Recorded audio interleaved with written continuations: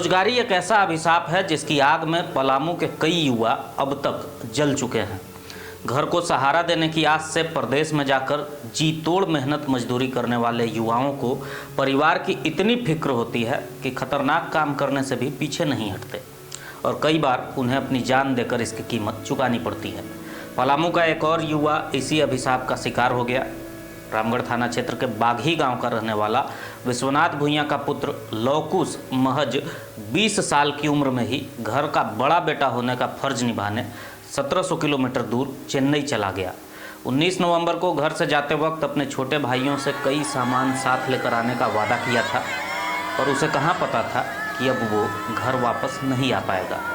9 दिसंबर को काम करने के दौरान ऊंचाई वाले छत से नीचे गिरकर लौकुश इस दुनिया को अलविदा कह गया।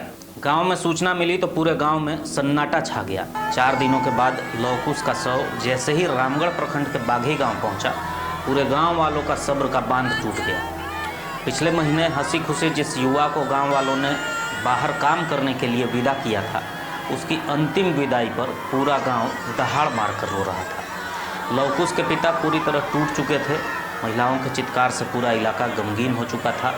दुख का ऐसा मंजर कि कोई ढांढस देने की हिम्मत भी नहीं कर पा रहा था। गांव वालों ने बताया कि लौकुश घर का एकमात्र कमाऊ सदस्य था, जिसके वजह से पूरा परिवार चलता था।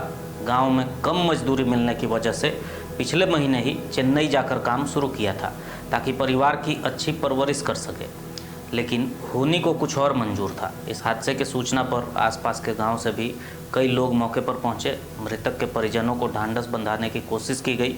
रामगढ़ प्रखंड के जेएमएम प्रखंड अध्यक्ष उदय कुमार भुइयां, स्थानीय मुखिया समेत कई लोग मौके पर पहुंचकर परिजनों को सांत्वना दिया।